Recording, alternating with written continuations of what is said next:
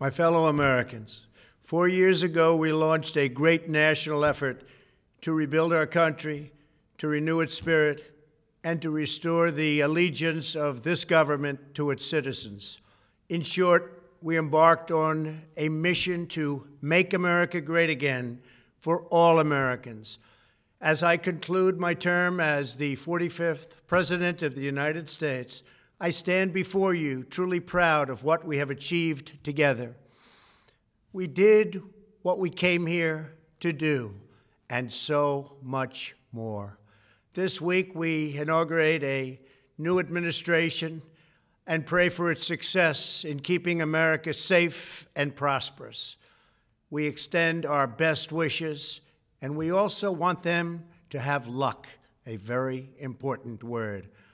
I'd like to begin by thanking just a few of the amazing people who made our remarkable journey possible. First, let me express my overwhelming gratitude for the love and support of our spectacular First Lady, Melania. Let me also share my deepest appreciation to my daughter Ivanka, my son-in-law Jared, and to Barron, Don, Eric, Tiffany, and Lara. You fill my world with light and with joy. I also want to thank Vice President Mike Pence, his wonderful wife Karen, and the entire Pence family. Thank you as well to my Chief of Staff, Mark Meadows, the dedicated members of the White House staff, and the Cabinet, and all of the incredible people across our administration who poured out their heart and soul to fight for America. I also want to take a moment to thank a truly exceptional group of people, the United States Secret Service. My family and I will forever be in your debt. My profound gratitude as well to everyone in the White House Military Office, the teams of Marine One and Air Force One, every member of the armed forces, and state and local law enforcement all across our country. Most of all, I want to thank the American people. To serve as your president has been an honor beyond description. Thank you for this extraordinary privilege, and that's what it is, a great privilege and a great honor. We must never forget that while Americans will always have our disagreements, we are a nation of incredible, decent, faithful, and peace-loving citizens who all want our country to thrive and flourish and be very, very successful and good. We are a truly magnificent nation. All Americans were horrified by the assault on our Capitol. Political violence is an attack on everything we cherish as Americans. It can never be tolerated. Now more than ever, we must unify around our shared values and rise above the partisan rancor and forge our common destiny. 4 years ago, I came to Washington as the only true outsider ever to win the presidency. I had not spent my career as a politician, but as a builder looking at open skylines and imagining infinite possibilities. I ran for president because I knew there were towering new summits for America just waiting to be scaled. I knew the potential for our nation was boundless as long as we put America first. So I left behind my former life and stepped into a very difficult arena, but an arena nevertheless with all sorts of potential if properly done. America had given me so much, and I wanted to give something back. Together with millions of hardworking patriots across this land, we built the greatest political movement in the history of our country. We also built the greatest economy in the history of the world. It was about America first because we all wanted to make America great again. We restored the principle that a nation exists to serve its citizens. Our agenda was not about right or left. It wasn't about Republican or Democrat, but about the good of a nation, and that means the whole nation. With the support and prayers of the American people, we achieved more than anyone thought possible. Nobody thought we could even come close. We passed the largest package of tax cuts and reforms in American history. We slashed more job-killing regulations than any administration had ever done before.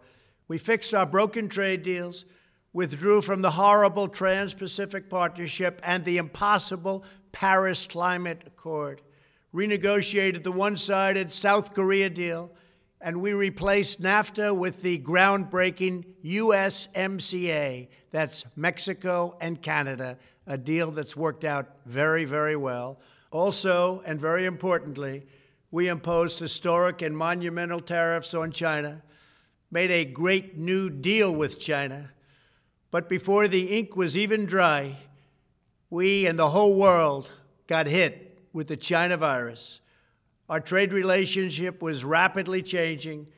Billions and billions of dollars were pouring into the U.S., but the virus forced us to go in a different direction. The whole world suffered, but America outperformed other countries economically because of our incredible economy and the economy that we built. Without the foundations and footings, it wouldn't have worked out this way. We wouldn't have some of the best numbers we've ever had. We also unlocked our energy resources and became the world's #1 producer of oil and natural gas, by far. Powered by these policies, we built the greatest economy in the history of the world. We reignited America's job creation and achieved record low unemployment for African Americans, Hispanic Americans, Asian Americans, women, almost everyone. Income soared, wages boomed, the American dream was restored, and millions were lifted from poverty in just a few short years. It was a miracle. The stock market set one record after another, with 148 stock market highs during this short period of time, and boosted the retirements and pensions of hardworking citizens all across our nation. 401ks are at a level they've never been at before. We've never seen numbers like we've seen, and that's before the pandemic and after the pandemic. We rebuilt the American manufacturing base, opened up thousands of new factories, and brought back the beautiful phrase, "Made in the USA." To make life better for working families, we doubled the child tax credit and signed the largest ever expansion of funding for child care and development. We joined with the private sector to secure commitments to train more than 16 million American workers for the jobs of tomorrow. When our nation was hit with the terrible pandemic, we produced not one, but 2 vaccines with record-breaking speed, and more will quickly follow. They said it couldn't be done, but we did it. They called it a medical miracle, and that's what they're calling it right now, a medical miracle. Another administration would have taken 3, 4, 5, maybe even up to 10 years to develop a vaccine. We did it in 9 months. We grieve for every life lost, and we pledge in their memory to wipe out this horrible pandemic once and for all. When the virus took its brutal toll on the world's economy, we launched the fastest economic recovery our country has ever seen. We passed nearly $4 trillion in economic relief, saved or supported over 50 million jobs, and slashed the unemployment rate in half. These are numbers that our country has never seen before.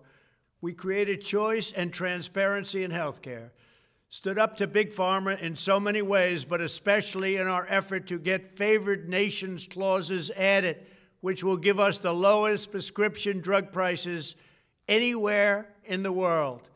We passed VA choice, VA accountability, right to try, and landmark criminal justice reform. We confirmed 3 new justices of the United States Supreme Court. We appointed nearly 300 federal judges to interpret our Constitution as written. For years, the American people pleaded with Washington to finally secure the nation's borders. I am pleased to say we answered that plea and achieved the most secure border in U.S. history. We have given our brave border agents and heroic ICE officers the tools they need to do their jobs better than they have ever done before and to enforce our laws and keep America safe. We proudly leave the next administration with the strongest and most robust border security measures ever put into place. This includes historic agreements with Mexico, Guatemala, Honduras, and El Salvador, along with more than 450 miles of powerful new wall.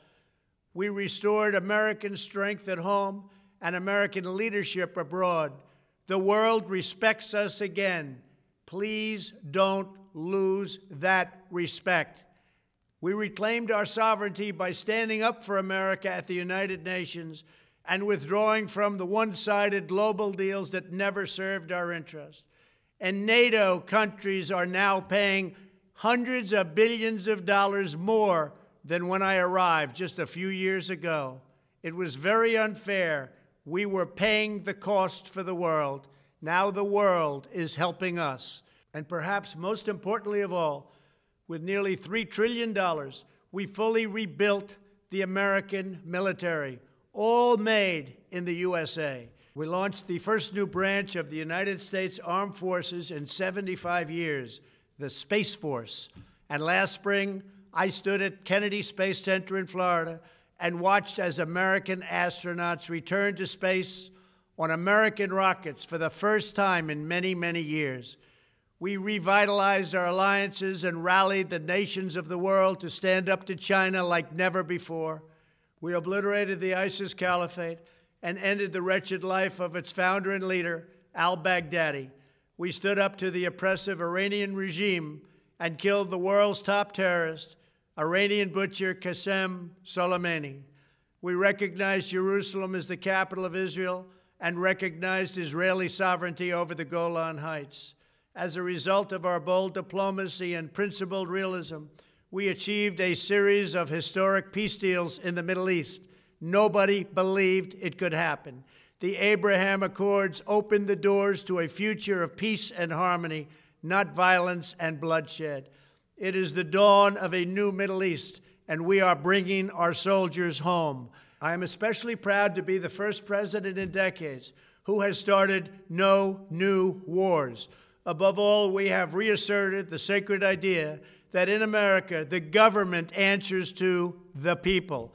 Our guiding light, our North Star, our unwavering conviction has been that we are here to serve the noble, everyday citizens of America. Our allegiance is not to the special interests, corporations, or global entities. It's to our children, our citizens, and to our nation itself. As president, my top priority, my constant concern, has always been the best interests of American workers and American families. I did not seek the easiest course. By far, it was actually the most difficult. I did not seek the path that would get the least criticism.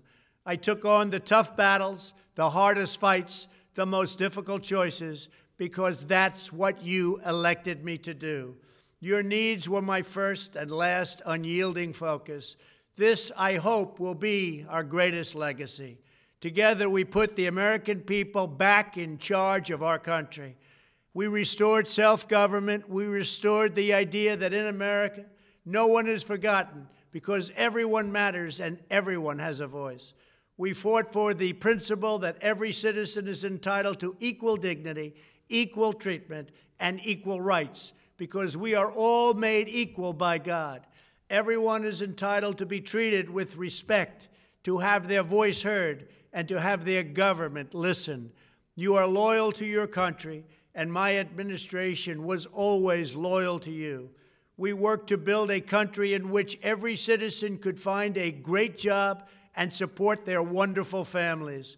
We fought for the communities where every American could be safe and schools where every child could learn.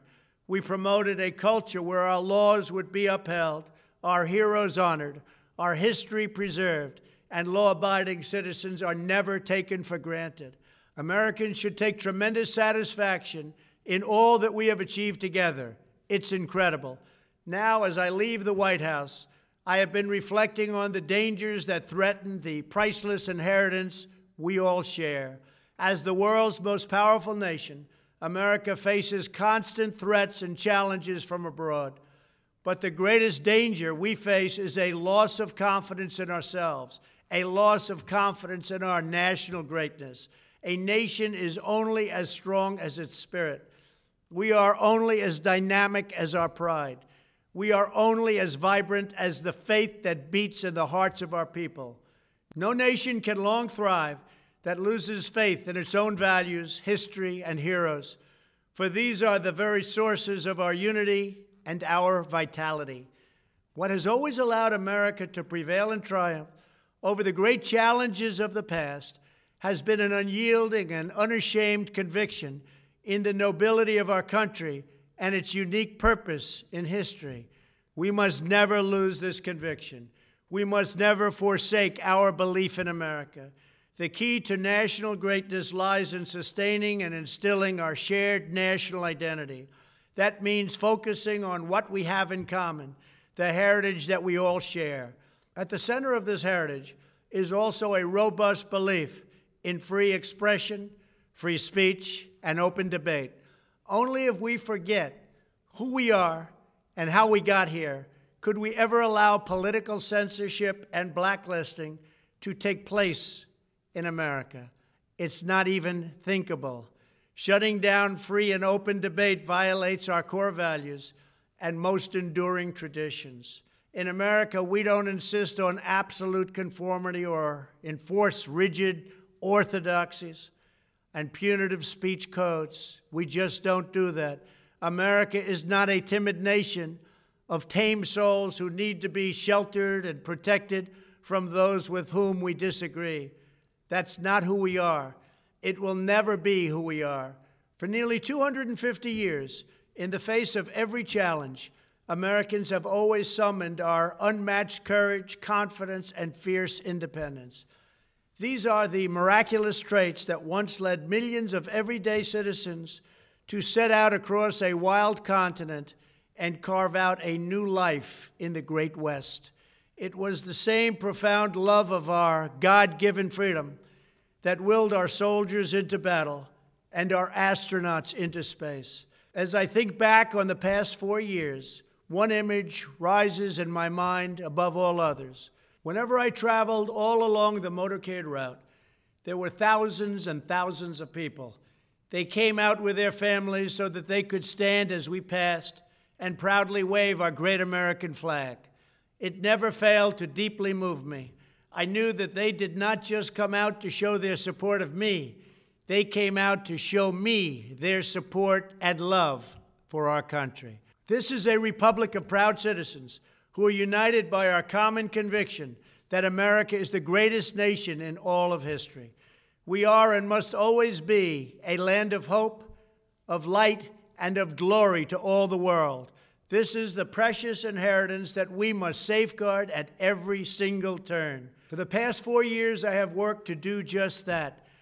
From a great hall of Muslim leaders in Riyadh to a great square of Polish people in Warsaw, from the floor of the Korean Assembly to the podium at the United Nations General Assembly, and from the Forbidden City in Beijing to the shadow of Mount Rushmore, I fought for you, I fought for your family, I fought for our country.